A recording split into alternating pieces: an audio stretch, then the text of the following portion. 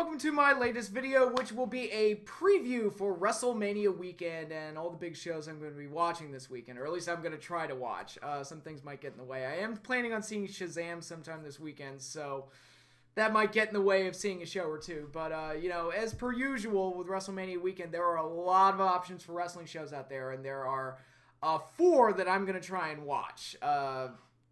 You know, including WrestleMania. WrestleMania is included in that because I've got to watch Mania, right? It's like the Super Bowl. Even if it's teams I hate, I got to watch it. But so this video will be me previewing all of the shows I'm going to be watching WrestleMania weekend, and also giving my thoughts on a few other things that have happened. So before I jump into that, I do want to do my top 10 matches for the month of March. I'm going to try and breeze right through it because I've got a lot to cover in this video, so I don't want to go too much into detail. But let's get started. I have the list right here.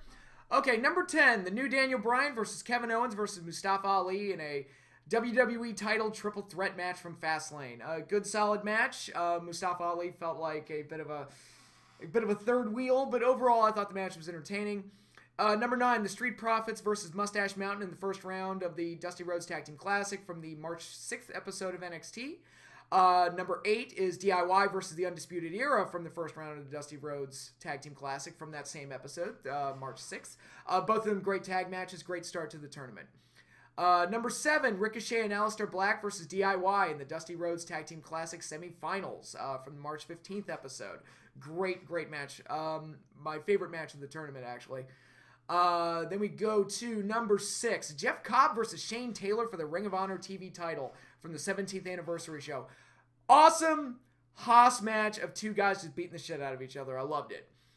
Number 5, Jay White versus Will Ospreay for the IWGP World Heavyweight Championship from the New Japan 47th anniversary show. I'm sorry to say I didn't get to watch as much New Japan as I normally would like to. I did not watch any of the New Japan Cup. I've just been so busy with a ton of stuff. But I did see the 47th anniversary show, and I thought the main event of that show, White versus Ospreay, was very good. Number 4, Adam Cole versus Aleistair Black versus the Velveteen Dream versus Ricochet versus Matt Riddle. A 5-way match for the NXT title shot at NXT TakeOver New York from the March 20th episode, my birthday. That episode fell on my birthday, and I got hit with that main event, so that was nice. I thought the 5-way was awesome, thought it was great. Losing Tommaso Ciampa was unfortunate, and it kind of throws a monkey wrench into the main event, whatever their plan was for the WrestleMania NXT show this weekend, but their plan B is pretty good, and I thought the 5-way to set up a top contender to face Johnny Gargano was really good, and hopefully Adam Cole and Johnny Gargano have a really good match to make up for losing Ciampa. But I thought the 5-way was very good. Number 3, The Shield versus Baron Corbin, Drew McIntyre, and Bobby Lashley from WWE Fastlane 2019. Main event of the show I thought was very good. If this is the last hurrah for The Shield, I thought it was a great way to go out. Great last match for them. Number 2, Jay Lethal versus Matt Taven for the Ring of Honor World title from the 17th anniversary show of Ring of Honor. This was the hour-long draw that they had. Excellent, excellent match. Great stuff. But probably Matt Taven's coming out party, like his big epic match. He hadn't really had that up to that point. You know, great character development, great heel heat. Hadn't quite had that epic match that really put him over the top. And I think this match really helped him out in that regard. Set him up as potentially, possibly winning the belt this weekend. We shall see. And my number 1 favorite match of the month is actually one that includes one of my all-time favorite wrestlers. Taiji Ishimori defending the IWGP Junior Heavyweight Championship against Jushin Thunder Liger from the 47th anniversary show of New Japan. Does Liger age? I mean, I would not expect a man at his age to have a match that good. And it was great. I was emotionally invested, and it was like Liger had just turned back the clock and, you know, just put on a hell of a match with Ishimori. Didn't win the title, obviously, but I thought it was a hell of a match regardless. And a great showing from a classic veteran and somebody who deserves a lot of respect.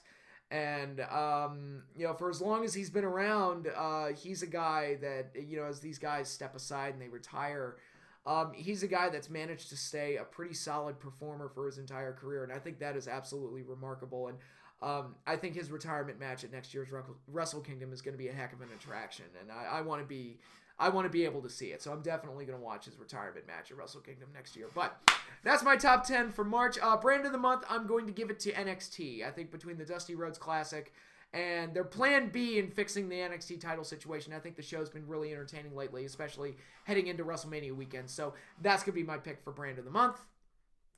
Move that right along. And before I cover any of the shows, and actually I should let you guys know, I have a monitor now where I'm able to project myself. So instead of looking straight into my laptop and just kind of like squinting and everything, because I don't have the best eyesight in the world, I have this nice big old monitor to kind of put all my notes on. So if it looks like I'm swiveling my head, that's why.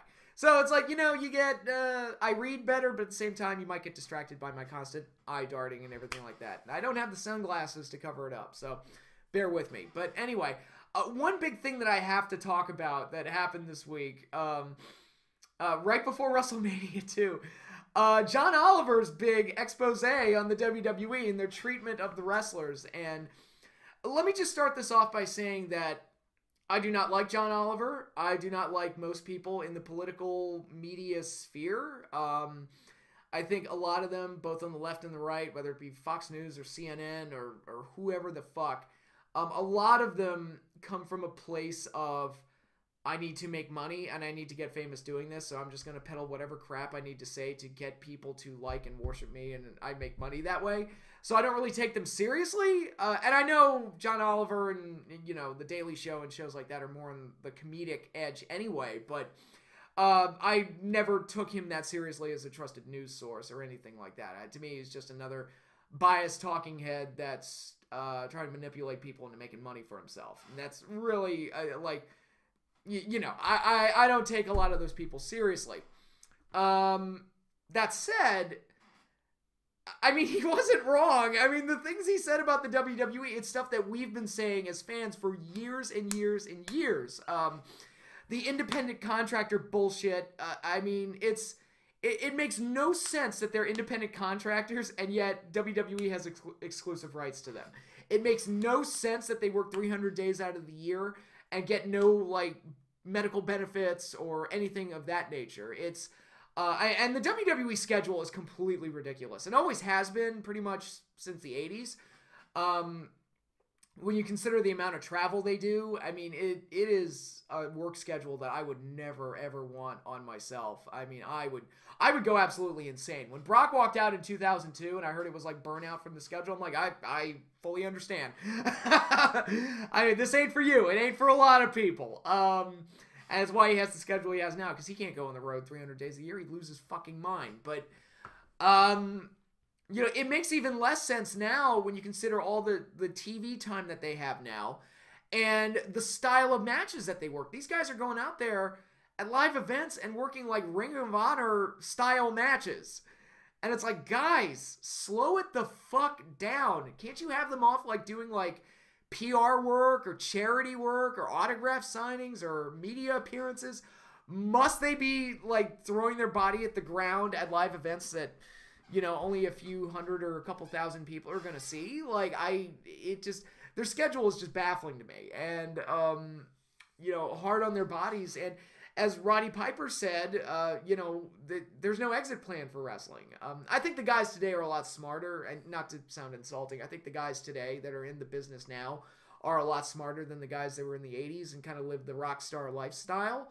I think we've got better heads on their shoulders in terms of how to live like normal human beings, compared to what it was back in the 80s, where, again, everybody was just kind of riding high and just living the rock star life. And I mean, when they brought up that, oh, Jake Roberts didn't have money for surgery, it's like, well, yeah, because he spent it all on drugs. That's how much is that is WWE's fault? How much of that is Jake Roberts' fault? And I love and respect Jake Roberts as a performer, but we all know his demons. I mean, it's common thing. But you know, I get that personal responsibility is a thing, but there's so much like underhanded bullshit that goes on with how the WWE does business. Now they treat their wrestlers who, I mean, they've become a worldwide business organization off the backs of these guys. I mean, these performers are the lifeblood of their company, and they don't get treated that well, or they're a lot is expected of them. Let me put it that way. Not so much that they're not treated well, but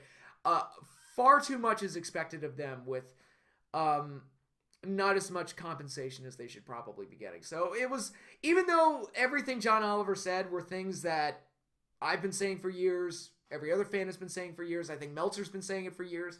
One of the things I actually agree with Meltzer on, where it's like, yeah, no, this is shady and ridiculous. Yeah, no, you're absolutely right. It's nice to see someone with some kind of a general audience bring light to it. Will it make any change? I have no idea. I feel like this type of discussion flares up every few years or so.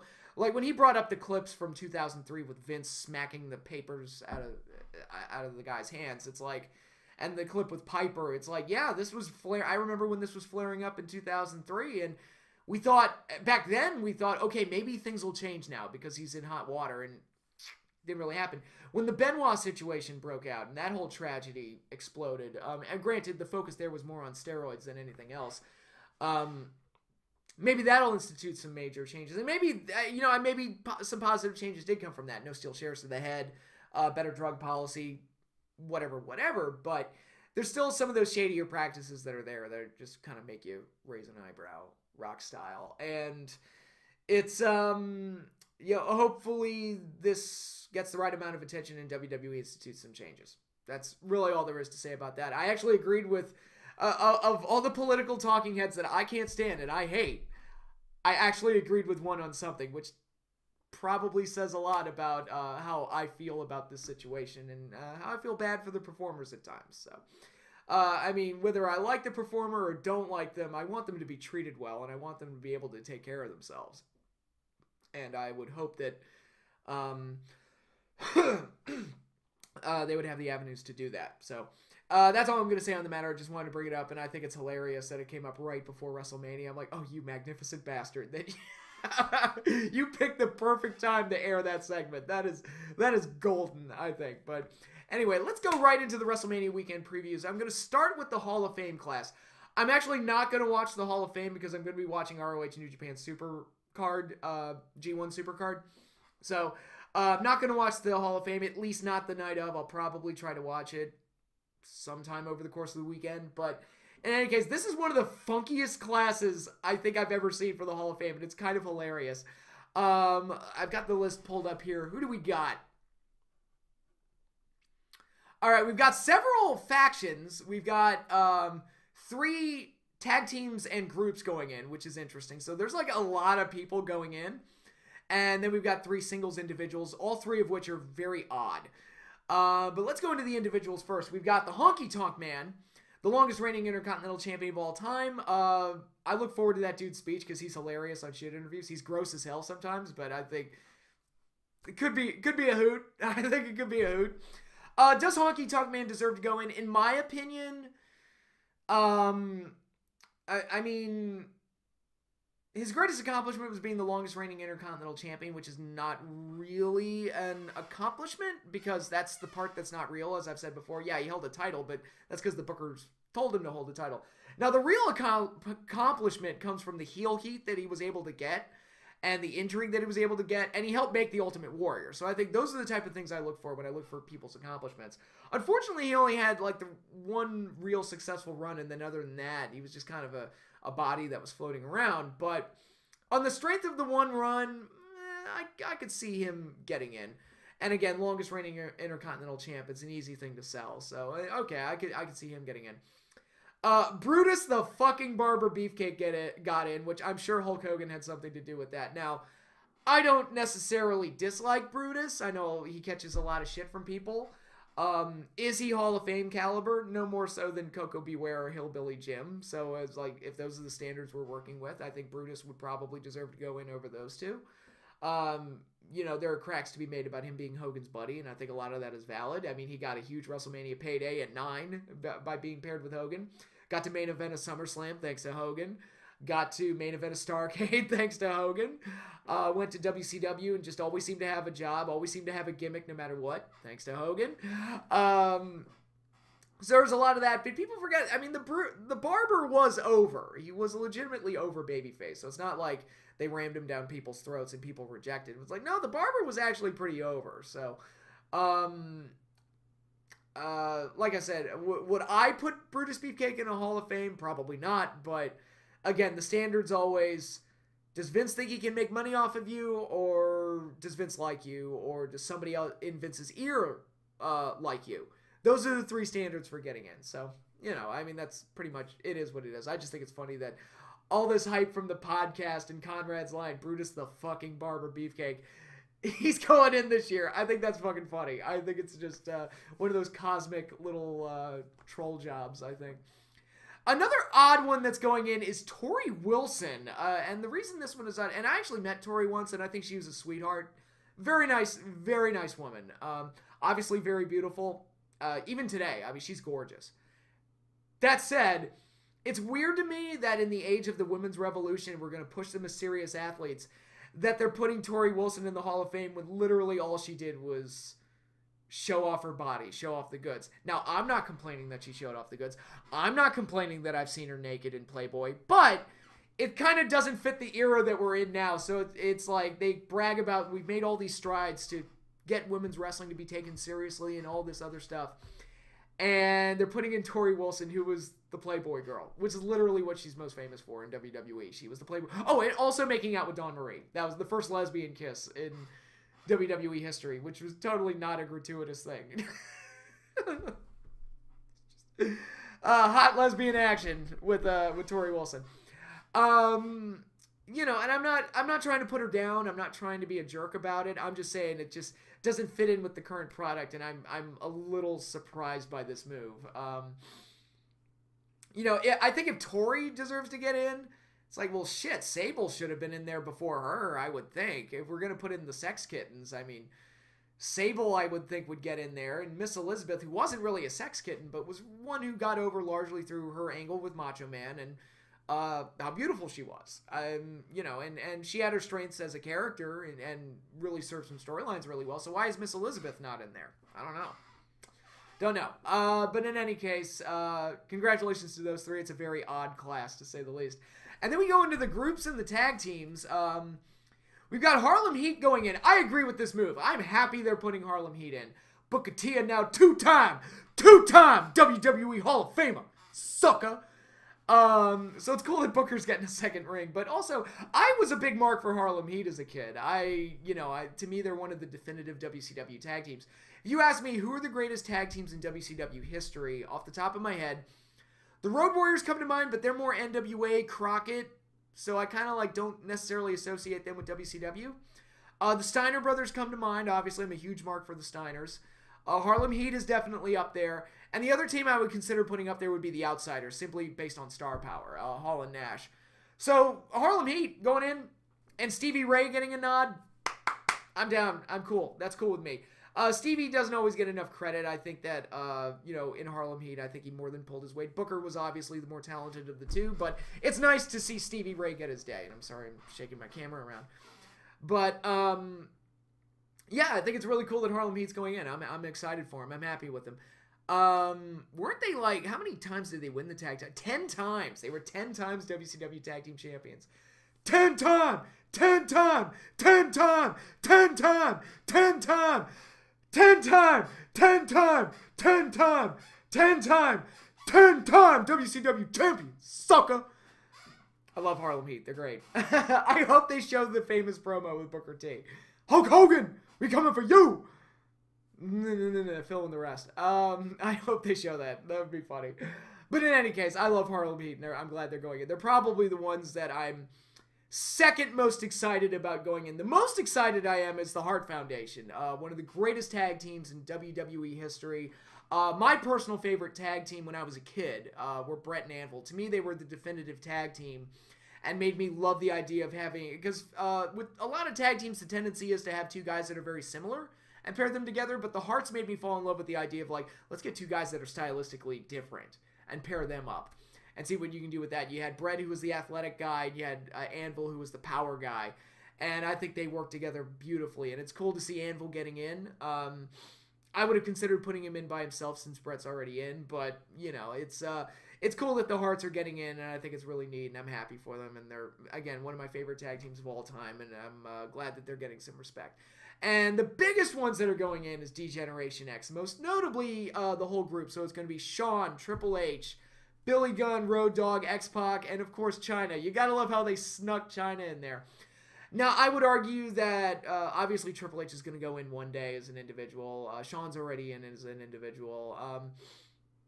I would argue for her what she meant to women's wrestling and what she did during her time, which no other performer had done before. I would argue Chyna would deserve to go in as an individual, but they don't want to do that. So they're kind of sneaking her in there as part of DX, given her less than stellar life choices in the waning years of her life. Most unfortunate. One of the real depressing stories in wrestling history was the life of Chyna. So it's nice that she's getting some kind of respect for her accomplishments in wrestling. DX as a group, I mean, there aren't many groups as famous as DX. So yeah, they absolutely deserve to be in there. I would hope the NWO would get in there someday. Fingers crossed. I would like to...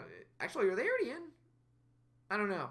I don't think they are. I don't think the NWO is in. I think I would remember that. But in any case, yeah, DX deserves to go in there. But still, it's a very weird class to see a group of 6 people going in, 2 tag teams, and then 3 weirdo individuals. So this is like the strangest Hall of Fame class ever. But I'm kind of excited about it. So hopefully we get a crazy speech or two, because that's flipping great. So...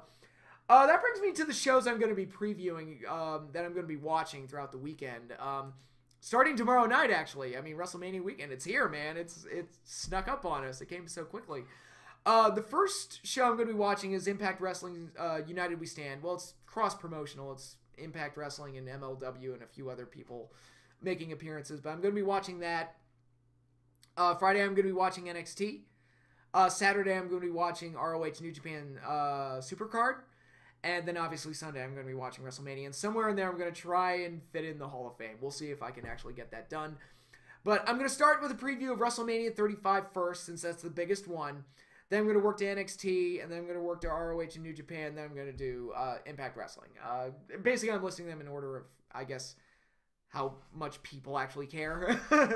So, get the one that people want out of the way. So if you want, you can stop watching after I'm done talking about WrestleMania. So...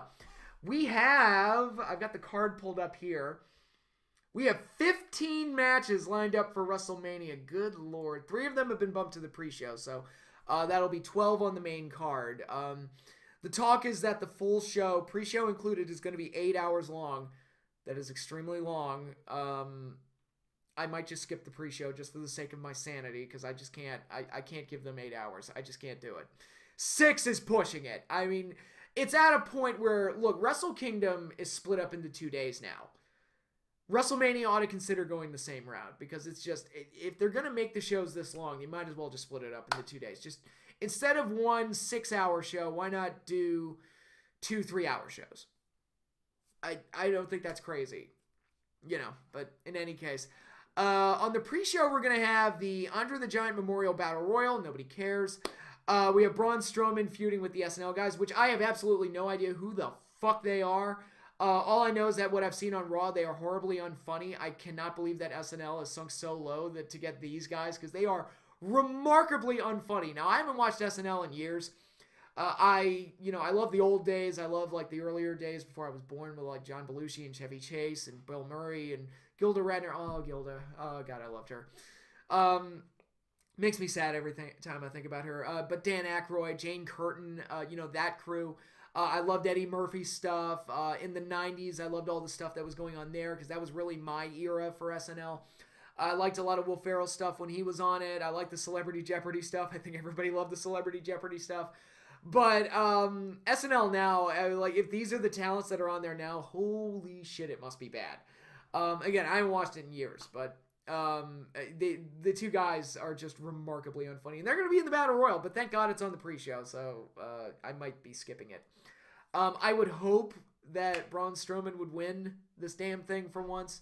I feel bad for Braun that he keeps getting saddled with this crap, but whatever. He's gotten ice cold, unfortunately. I should also note that Alexa Bliss is hosting the show, and Elias is going to be having a musical performance. I'm happy that Alexa has a spot. Good for her. I still don't understand why WrestleMania needs a host. I've never understood that. Ever since Rock did it, I'm like, why does Mania need a host? I don't understand. Doesn't make any sense, but whatever.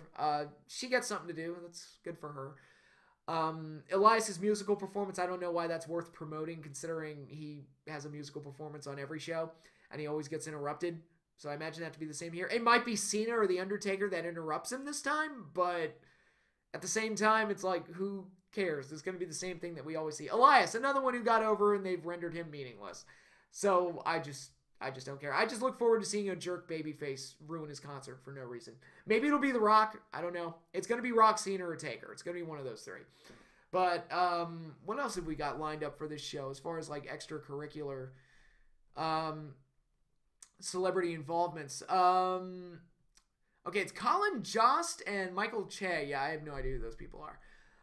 Gospel music star and syndicated radio host Yolanda Adams will perform America the Beautiful. Hopefully she does a really good job. America the Beautiful, to me, is one of the parts of WrestleMania I always look forward to because it's part of the pageantry and everything. It's one of the reasons I was upset they didn't do it at 29. It's like, oh, the year I'm there, they don't do it. Assholes. What, you couldn't get anybody to sing it? Oh, now that you're back in MetLife, you can get somebody to sing it. Okay.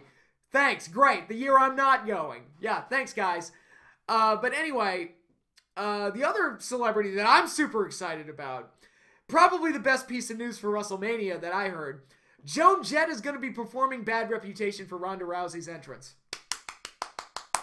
That is awesome. Joan Jett is a legend, and if she performs it well, it's going to be one of the best parts of the show. I'm going to be super excited about it. I mean, assuming she performs it well, Ronda Rousey's probably going to have the entrance of the night because it's fucking Joan Jett. You can't beat that. So, when I read that, I was like, that is super cool. I'm super excited. Granted, I'm an 80s child. I love classic rock. Joan Jett, she's an icon.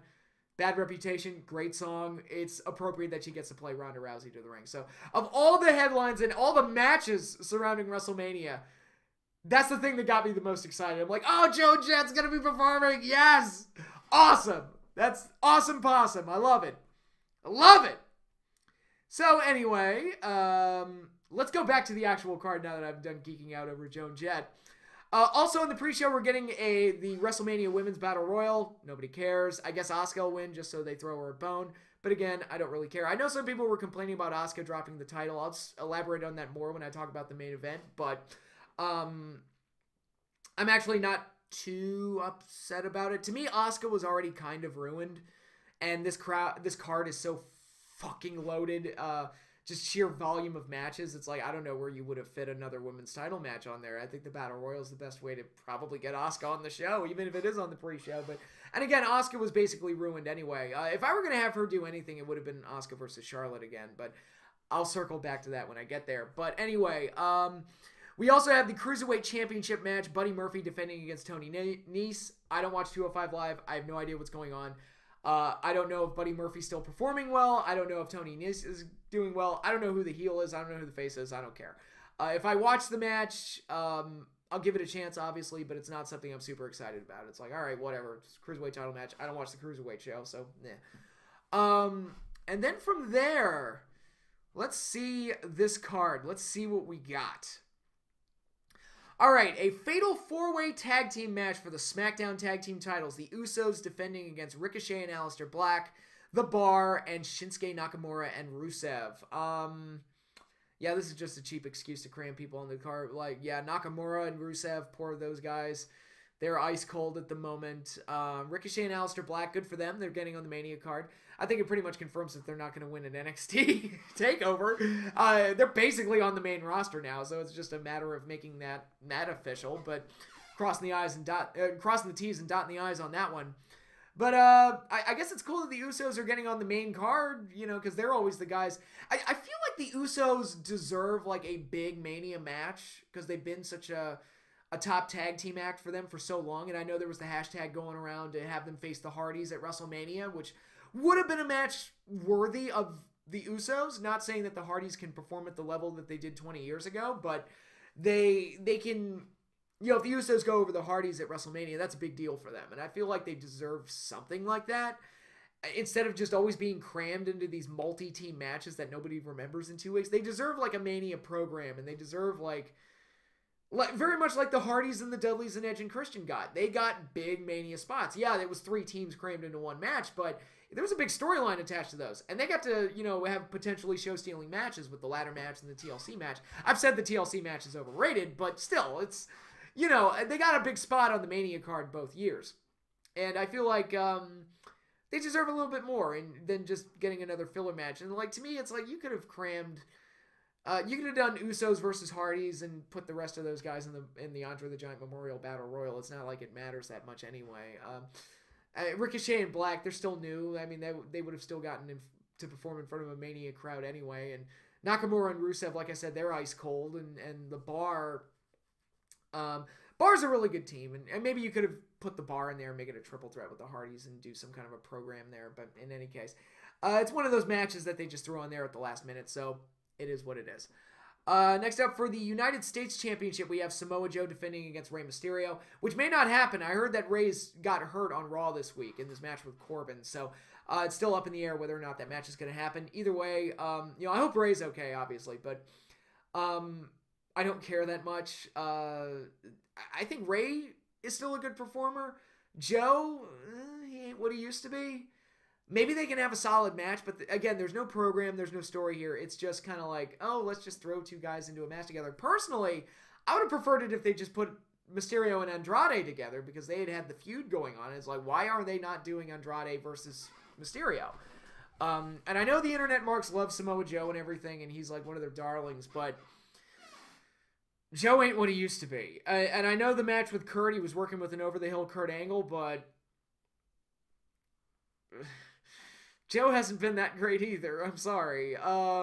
Just how I feel. But in any case, I'll pick Rey Mysterio to win the title, even though... Oh, I guess I should make predictions. Women's Battle Royal, I picked Asuka. Andre the Giant Memorial Battle Royal, I picked Braun.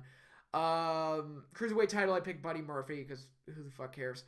Tag title match, I'll go with the Usos to retain. U.S. title, I'll go with Rey Mysterio. If the match happens, I'll go with Rey Mysterio to win with a fluke roll-up or something. And also, that's the other thing. Joe's been losing a lot on TV, too, so it's not like he's been booked to be super strong. And, he's just kind of the guy holding the belt at the moment. For the Intercontinental Championship, we've got Bobby Lashley defending against Finn Balor, and we're assuming we're getting the Demon Finn Balor.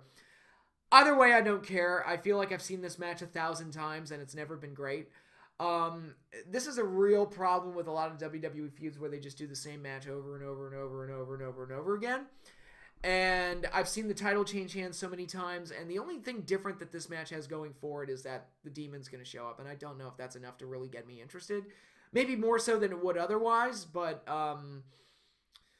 yeah, the matches themselves aren't that great, and I'm just not super excited about it. So I think Finn's going to win the title. Hopefully the match is short and it's just over and done with. Because again, there's 12 matches on the main card alone. It's like you don't have to have a lot of these matches go long. This is one that could easily be short. Easy.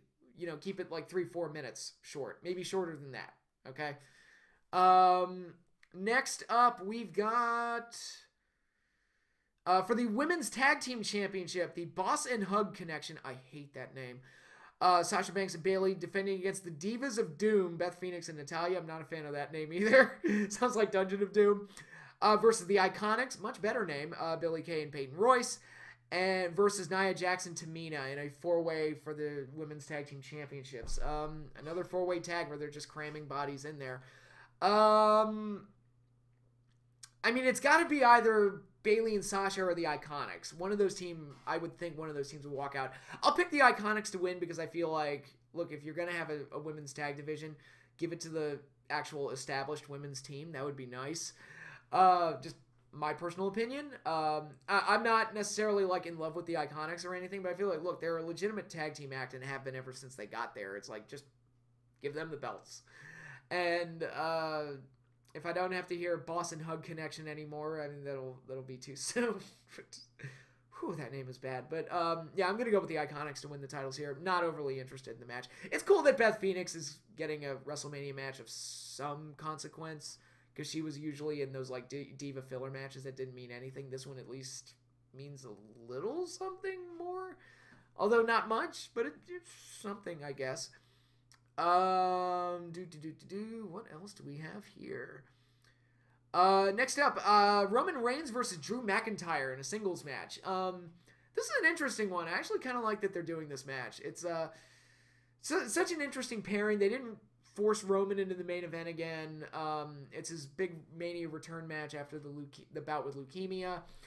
I think it'll be very telling to see how the crowd reacts to Roman in this particular match. I think Drew needs something. I think the tools are there. He just needs something to really click, and maybe this match will bring it out of him, and we'll see something good out of these two. But I'm going to pick Roman Reigns to win. It's his big return match, and I think they're going to go for the feel-good moment. And, yeah, I'm picking Roman. And then after that, we have Kurt Angle's retirement match. Kurt Angle versus Baron Corbin, which the internet has been in just complete disarray about. It's like, how dare they have Angle's last match be against Baron Corbin of all people? This would be okay if Baron Corbin was at all interesting. But they've done such a shitty job of making him look good that it's like, what, you're putting Angle up against Corbin? That's such an odd pick.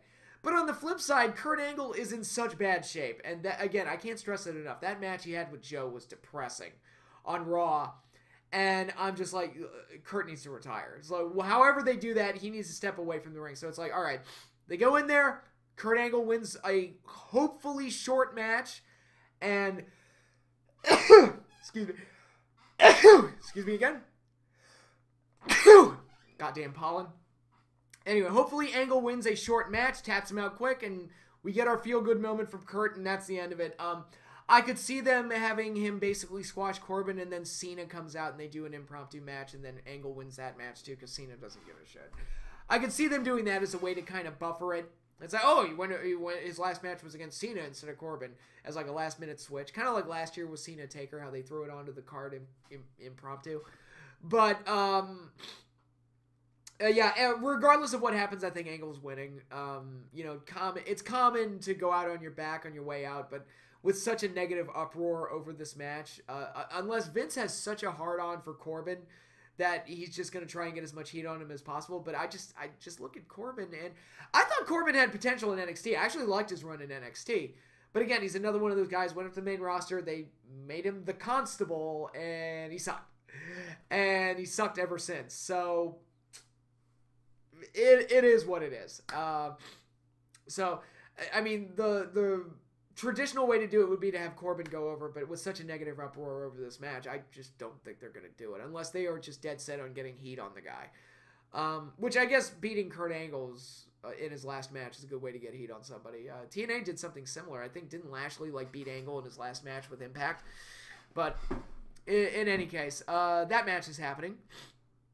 We're also getting this very interesting pairing, AJ Styles and Randy Orton, the battle of the established WWE guy and the journeyman who took his whole career to get to the WWE. Both men coming from different backgrounds, and now they're having this match at WrestleMania. Randy Orton is a guy who, more often than not, looks like he's sleepwalking through matches. Like, I can tell when Randy Orton doesn't give a shit. And most of the time, he doesn't give a shit. Hopefully, being put in there with AJ will motivate him at least a little bit, and we get one of the better matches on the card. I think Randy Orton's going to win with an RKO out of nowhere, mainly because I think they're going to want to book a cool spot with the RKO out of nowhere. So I think that's what they're going to do. So I think Orton's going to go over, and they're going to continue the feud with AJ, ultimately beating him down the road. But I think the first match at Mania, I think, is going to go to Orton. Then we have a Falls Count Anywhere match, which, quite honestly, it's Shane McMahon versus The Miz. Might have the best build-up heading into WrestleMania. Like, I've actually, more so than I expected, I've actually kind of enjoyed this feud. I think the promos have been great. And Shane McMahon always has, crazy matches, so this match is probably going to be crazy fun. I hope Shane doesn't try to kill himself again this year. But yeah, it is nice to see The Miz being put in a big spot, because he's one of those guys that's always tried to make the most out of whatever they've given him, and this is another example of that, so it's nice to see it actually kind of pay off. I would think that Miz would go over here. It's still bizarre to me that Shane McMahon is one of those guys that has to have a match at WrestleMania. It's like he has the Shane McMahon spot. He has to be there. Very interesting, actually, that Undertaker and Cena don't have matches at WrestleMania yet. Wait, we'll see on the show. Again, I've already predicted potential impromptu matches that they could do. I'm not unhappy about that because I'm sick to death of Cena, and Taker needed to retire 5 years ago. So, if they're not on the card, great. That's my take on that. But I think Shane and Miz is going to be a fun match, and I'm going to pick the Miz to go over. And then we have... What else should I talk about? All right, we've got the no-holds-barred match with Triple H's career on the line. Triple H versus Batista. I've seen this match already. I saw it back at WrestleMania 21. They had a few more matches. They had a Hell in a Cell match. To me, I'm not saying the match is going to be bad. I'm just saying it's like, look, I've already seen this, and you're bringing Batista back. Don't you want to do something a little bit sexier with Batista? Like, something, especially if this is his last hurrah and his last match. Do a match that we've never seen before. Do Batista AJ. I would have been down for Batista AJ.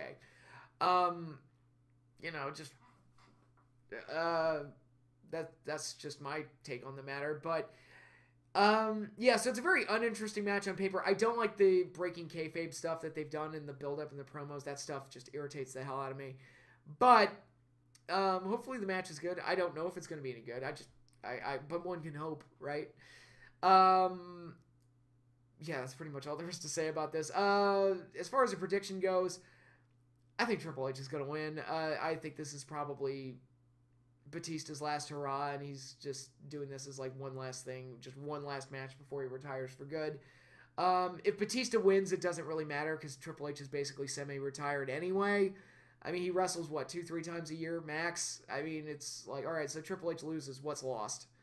It's not like he's a regular competitor on TV or anything, so it's not really that big of a deal. So, the stipulation doesn't have much intrigue for me, and the match itself doesn't have much intrigue for me, but maybe it'll do well. I don't know. We'll see.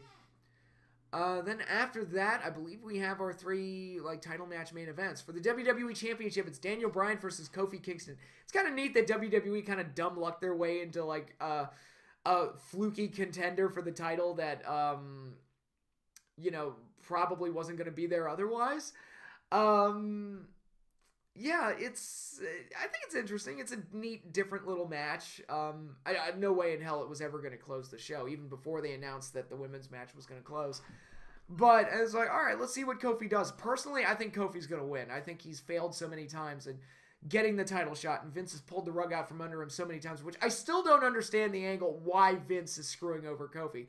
Unless they explain that Vince is a flipping racist, or he's trying to protect his investment in the New Day as an act and doesn't want Kofi to go off in singles. I have no idea.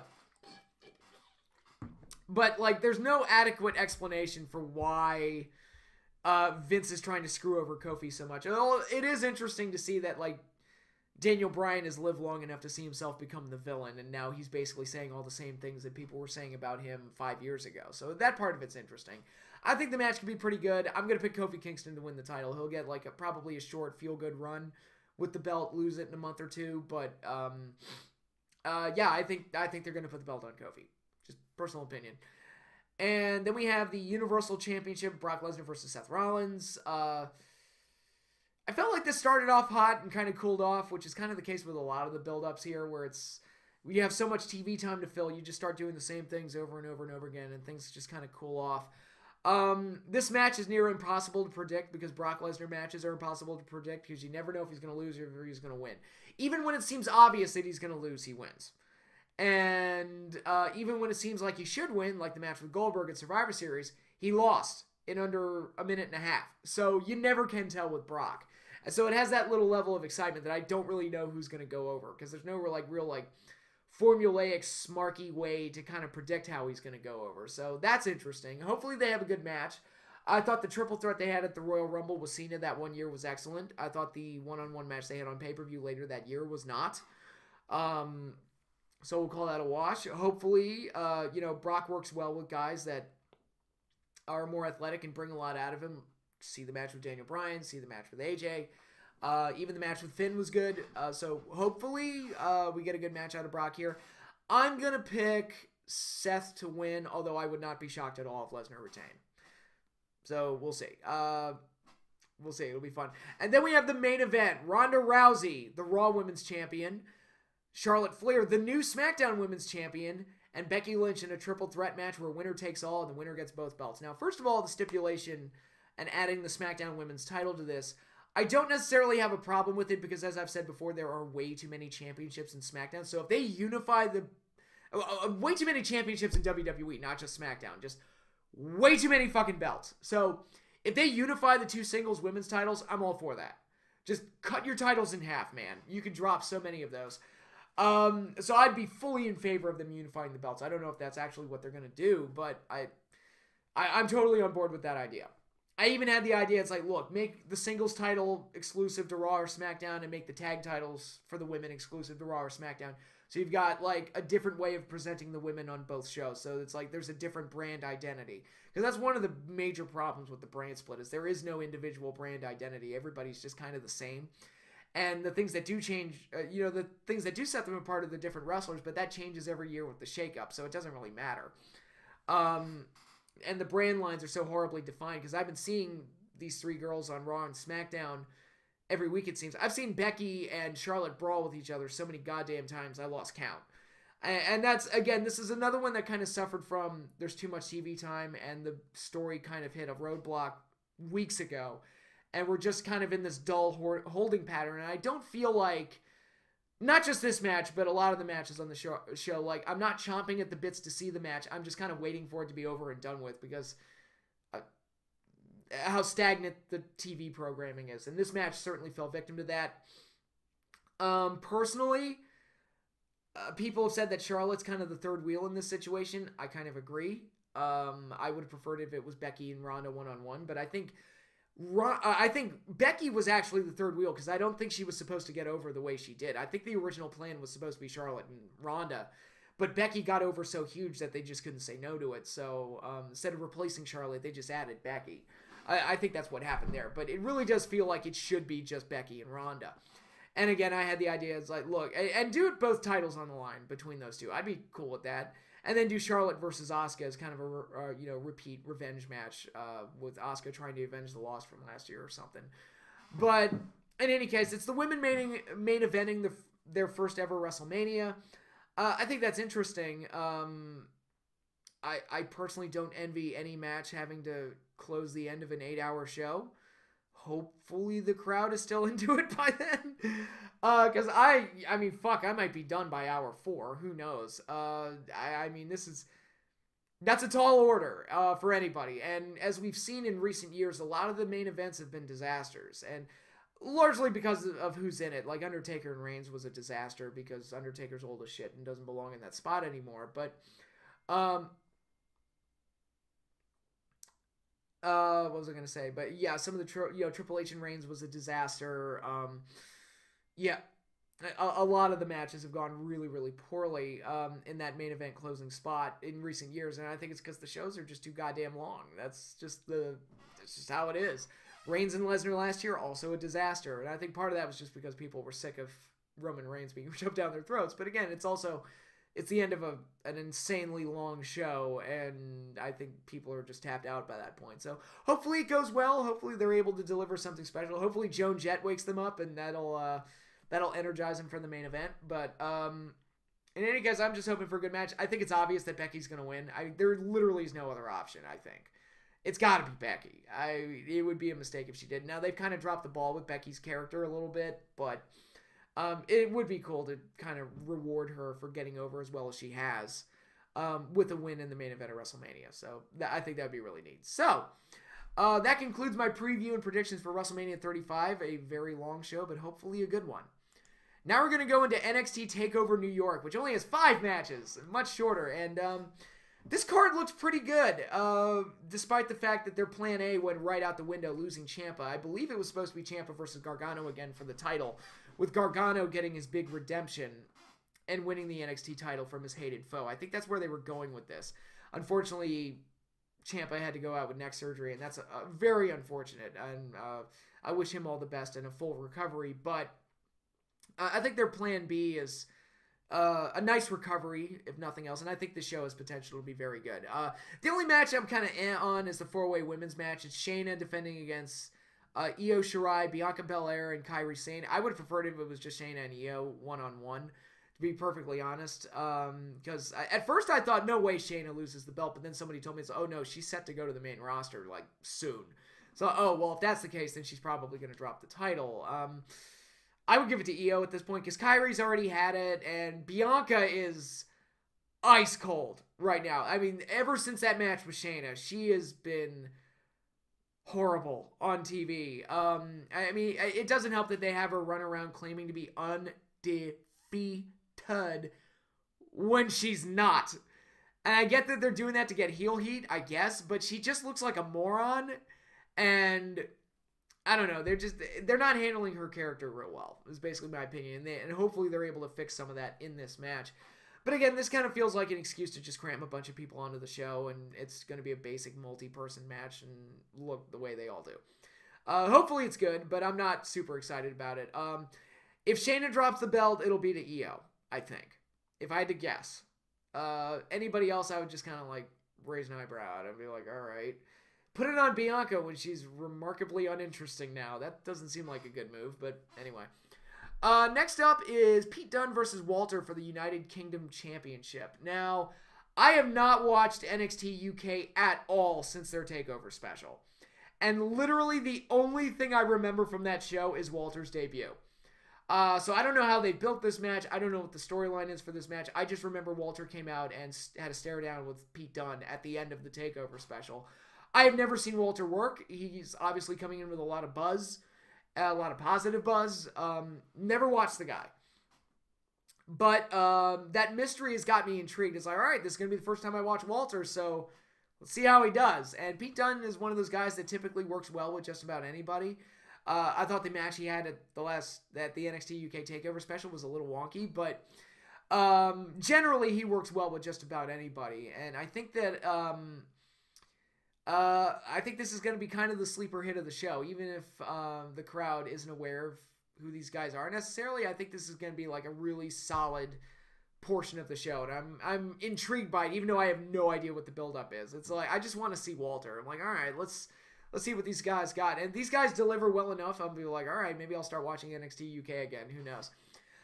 Then for the North American Championship, we've got the Velveteen Dream defending against Matt Riddle, and this is a feud that kind of got thrown together in the last couple of weeks, but both guys are just so over and so good that they've kind of made it work, and I want to see it. I think Matt Riddle is money. The guy's got like a Rob Van Dam personality with like the credentials of someone like a Kurt Angle or a Brock Lesnar, and I'm like, I think the dude's money. I think the bro's money, but I think if they can get him on the main roster and start putting him up against Brock Lesnar, I think you've got a big money match there. I think Matt Riddle, there's a huge upside to him, and I really like what I've seen so far. I think he's winning the NXT North American title. I think Velveteen Dream is great. I'm glad that he got a title run out of it, but I think for right now, I think they're going to go with Matt Riddle to win this match, and hopefully the match is really good. I think Riddle's been performing well. I think Dream has obviously been performing well. Let's see what they do together. Let's see if they can make some magic. So, yeah, I'm looking forward to that one, and I totally predict a title change here. And then for the NXT Tag Team Championships, this will probably be the opener. The War Raiders are defending against Aleistair Black and Ricochet, who are pulling double duty this weekend. I think the match will be very good. Aleistair Black and Ricochet are basically on the main roster now, so I see no potential for them to win the NXT Tag titles here. So, my opinion, I think the match is going to be really good. I think War Raiders retain, and then Aleistair Black and Ricochet move up to the main roster. I think that's how this is going to go down. And then in the main event, we've got Johnny Gargano versus Adam Cole, baby, in a 2 out of 3 falls match to crown a new NXT champion. Now,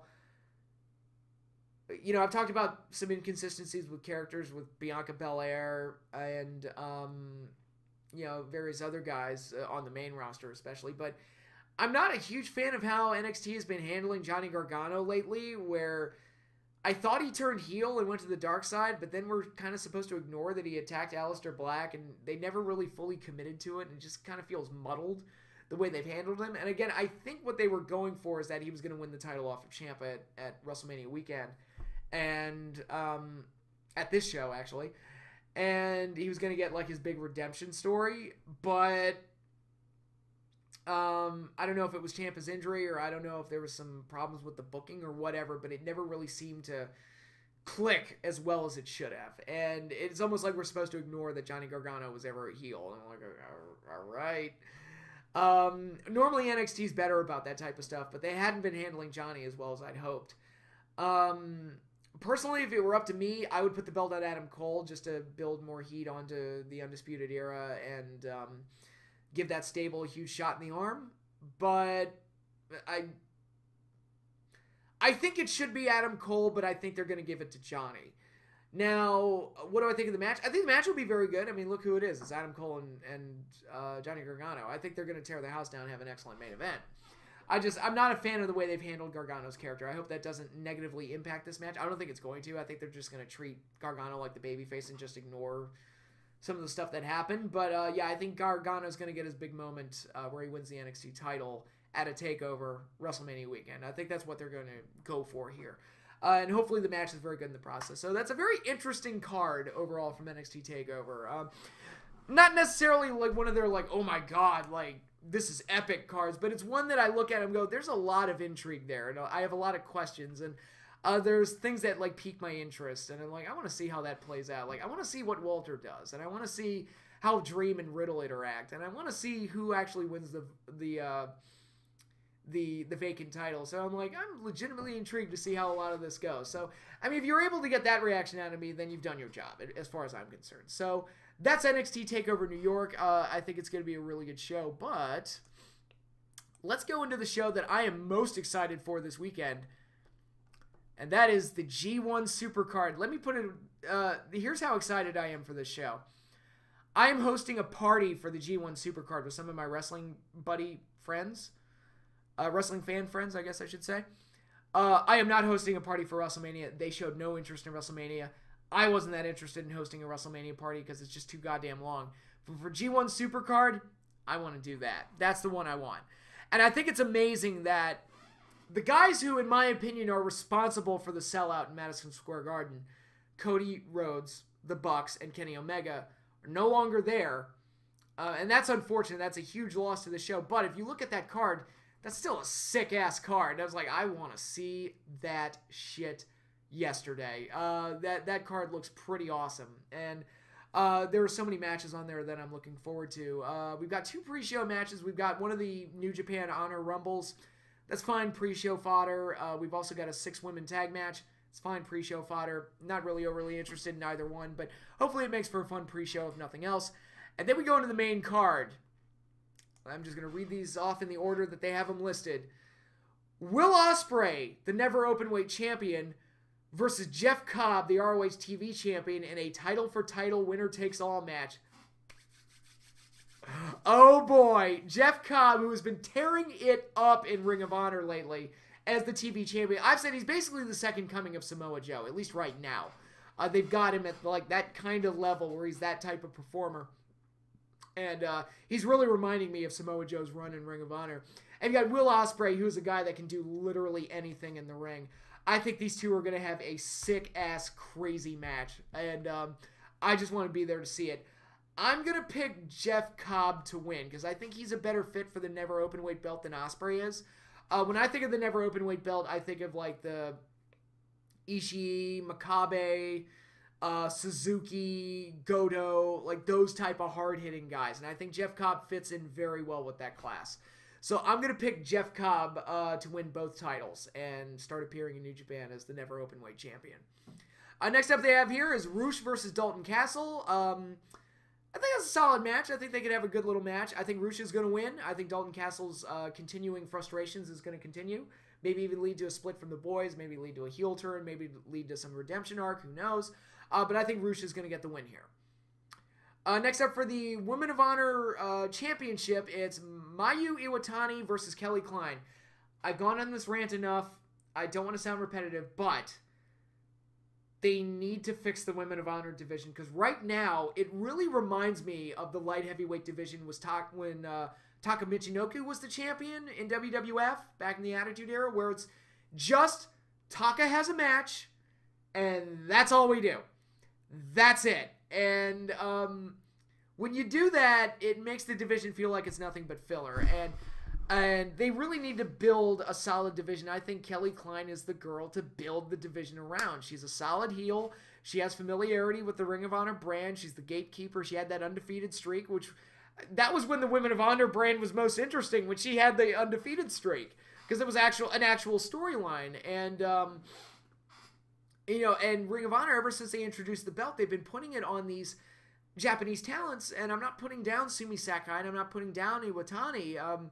It's just that they don't have any familiarity with the audience, and they haven't done anything to really make people think they should care about them. So it's kind of like this, like, what's there to really invest in? They're not really connecting with the audience. I feel like they're trying to recreate Asuka with one of these girls, and it ain't working. Sumi Sakai is not Asuka. Iwatani is not Asuka. Asuka's not even Asuka these days. But there's just no intrigue with this match. I just hope that Kelly Klein wins the belt, they fix all their mistakes, and they can just get this women's division on track, because otherwise, what's the point of doing it? That's just my opinion.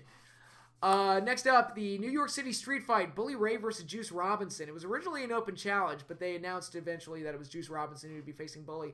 I think this is going to be fun. I like Juice. I think Bully's a great heel. I enjoy him. I know a lot of people aren't as into his work because he doesn't fall into like the star rating-y type affair. He's just there to get heat. I have no problem with him being there just to get heat. So I'm fine with this. I think it'll be a fun match. I think Juice Robinson's going to win, though. That's just my opinion.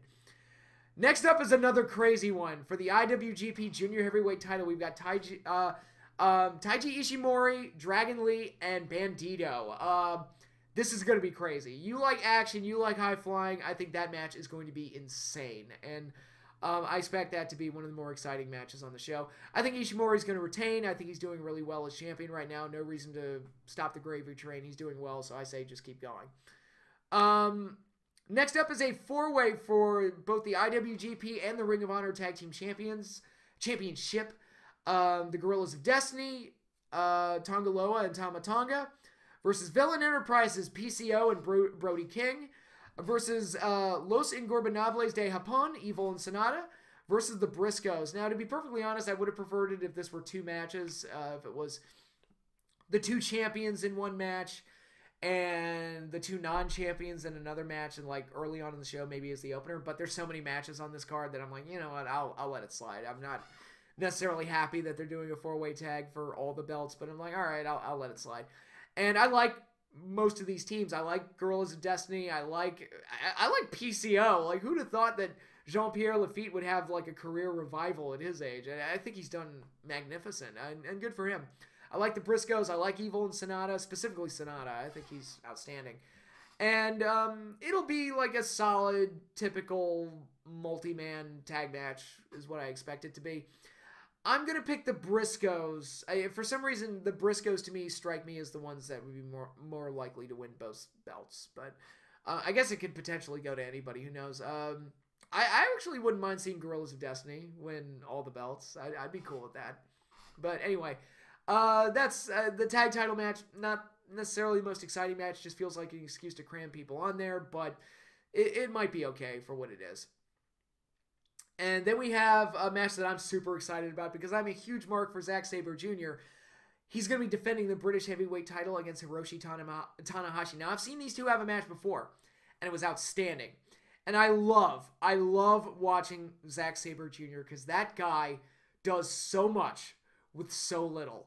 I mean, compared to everybody else, like, you think that he's, like, murdering people, and he doesn't really do that much. He just makes everything he does look like it hurts. And I love that he's such a minimalist. I'm just fascinated by it. He's one of those guys that gets me to care about the little nuances in his matches and the way that he works and makes every little thing he does, every detail matters. I just love watching the guy. And I think he's going to have an amazing match with Tanahashi. I think Tanahashi's going to win because it's MSG. It's New Japan's first show in MSG. And I think they're going to want to get that pop there that Tanahashi won a belt in MSG. So I think Tanahashi's going to win, but I expect a great match out of these two. Then we have another one that should tear it down. Tetsuya Naito defending the IWGP Intercontinental title against Kota Ibushi. I think these could have a stellar match. I think Kota could work with just about anybody, and I think Naito is maybe not as good a worker as Ibushi, but certainly a better character and a very interesting presence. So I think all of their best strengths are going to combine and make one hell of a match. They've had great matches in the past. Ibushi's one of those guys that's always in the mix for a title, but never gets that big win. First show in MSG might be the time to give Ibushi that big win. So I'm going to pick Kota Ibushi to win the Intercontinental title in Madison Square Garden. I think that'll be a really cool moment, and hopefully it happens. Then for the Ring of Honor World title, we've got Jay Lethal defending the gold against Marty Scurll and Matt Taven. Now, this is an interesting one and a hard one to predict. I think Lethal's losing the title, so I don't think he's going to win. Whoever does win hinges on whether or not Marty Scurll is going to AEW. That's the thing. Because I think he's got a lot of leverage right now. He's really the last guy from the Elite that's still there. And I think the tendency is they're going to want to put the belt on him. But if he's leaving for AEW, you don't want to put the belt on him. So, not that he would jump ship with the belt, but you don't want to have him win the belt and then have to drop it right back and just kind of mess around with it. I'm going to pick, because I'm working off the assumption that I think Marty's going to go to AEW. I'm going to pick Matt Taven to win the Ring of Honor World title. Again, I think the hour-long match put him over very well, and I think it would be like a huge shock win if he walked out of MSG with the Ring of Honor World Championship. Maybe I'm just overthinking it, but I in the back of my mind, I'm like, man, what if Matt Taven wins it? That would be very interesting. So, I think that match is going to be really exciting. It's a ladder match. Them making it a ladder match kind of makes me wish they hadn't, even though the segment was cool, it makes me wish they hadn't have destroyed Matt Taven's fake ROH purple world title belt, because to me,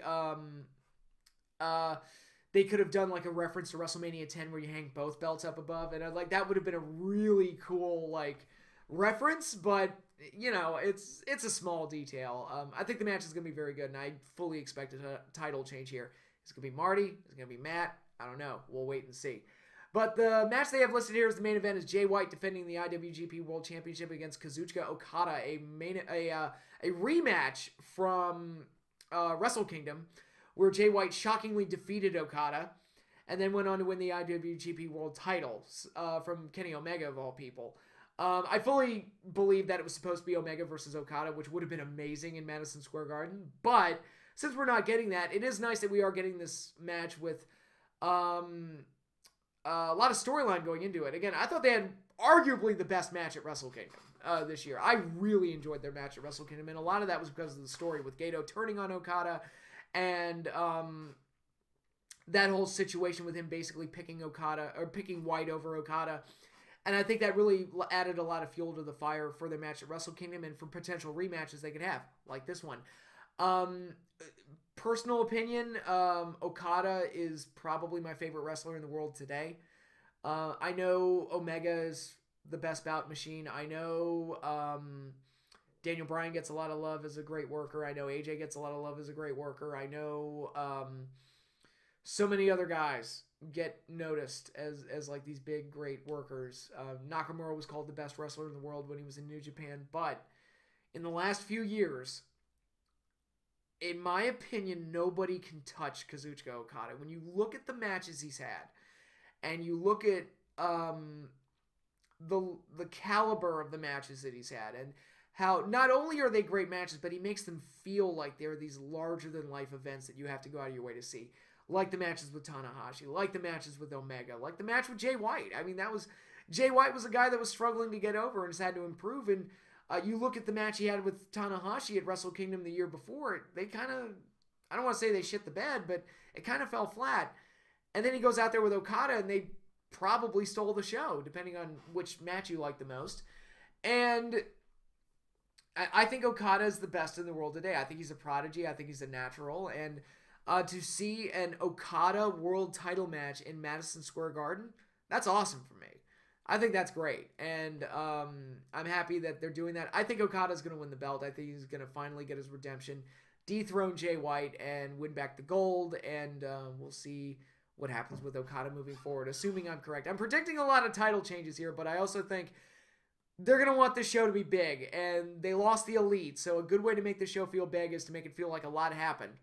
And a good way to make it feel like a lot happened, have a lot of title changes. So I think that's going to be a very exciting show. I'm really looking forward to it, and I think it should be the best show of the weekend. We'll see if that happens, but I'm really happy for New Japan and Ring of Honor getting this opportunity to hold a big show in Madison Square Garden. I think it's very exciting. I think it's very cool. Now, the last show I'm going to be talking about is actually going to be the first one I'll be seeing, and I'm seeing it tomorrow night. We are going to be having Impact Wrestling's United We Stand, and that should be an interesting show. They did the Lucha Underground versus Impact show last year, and that was fun, and I did enjoy that. And I think the card for this year's show actually looks better. So it's like, all right, we'll see if they deliver a nice, solid show. It doesn't have to be the best show in the world, but, you know, if you give us something solid, I'll be okay with it. What we have right now, we've got an 8-man tag team match. Team Impact, Brian Cage, Eddie Edwards, Moose, and a fourth partner to be determined against Team Lucha Underground, Aerostar, Drago, King Cuerno, and Daga. I think King Cuerno got replaced with Marty the Moth, if I'm not mistaken, which I'm okay with that. I love Marty the Moth. That should be a fun match. For a good basic 8-man tag, I think that should be pretty exciting. It's nice to see Lucha Underground get some kind of a presence on the show, even though the show's probably dead. I'm not counting on a Season 5. Fingers crossed. Hopefully we do get it.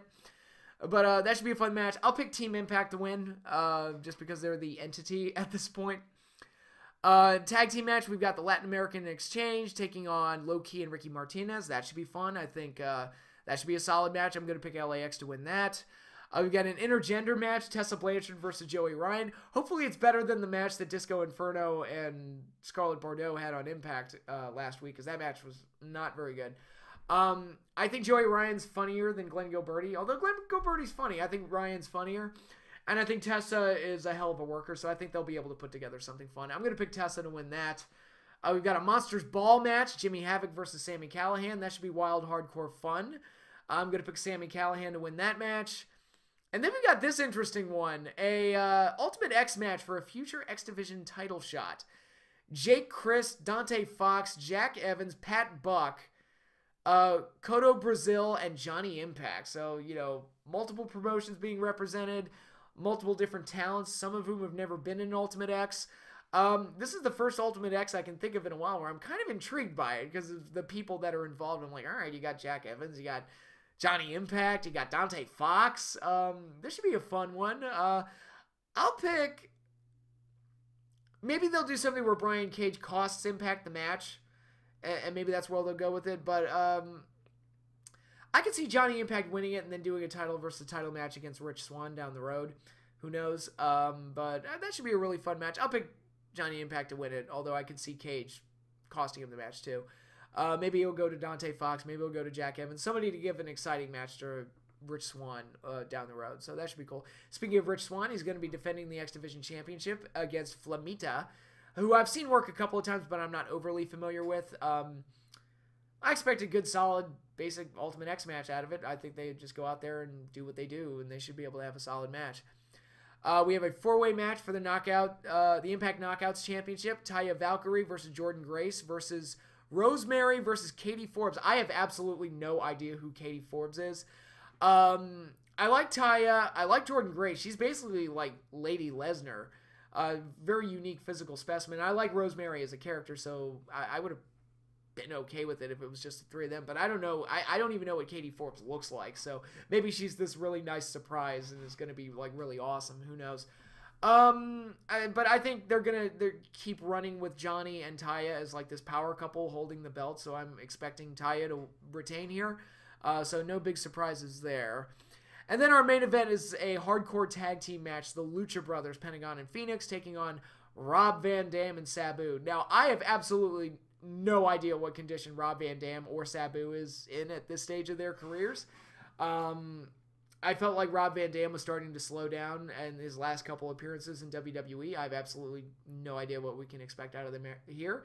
Hopefully, Pentagon and Phoenix can get something great out of them and we get like a nice, really cool hardcore tag team match as a main event, because based on star power, this should be the main event. But again, I don't know what we're going to be getting out of Rob Van Dam and Sabu. Speaking of Rob Van Dam, he's actually signed with Impact Wrestling, which is interesting, which makes him kind of the biggest star in Impact Wrestling by default at this point. But interesting signage there. I don't know what we can expect out of Rob Van Dam in 2019, but I guess we'll find out at this show. We'll find out tomorrow night. So who knows? It could be interesting. So that concludes all of my previews and all the shows I'm going to be watching this weekend. Going to be very, very busy. But that is all I have for you now. Thanks again, everyone, for watching. Hope you all enjoy WrestleMania. Hope you all enjoy all the other shows you'll be watching, whether you're watching NXT or ROH New Japan or Impact Wrestling or the tons of other shows going. There are a ton. I saw the fight package with all the different wrestling shows that you can watch, and I'm like, holy shit, there are a lot of wrestling shows happening this weekend, but I'm going to stick with those 4. I think I'll be okay. But that is all I have for you now. Again, thanks again, everybody, for watching. Enjoy your great weekend, and I will be back early next week with a review of all the shows I watched this weekend. So, should be long, should be also good. So, here's hoping. But, again, I'm peacing out. Later, everybody. I'll see you later.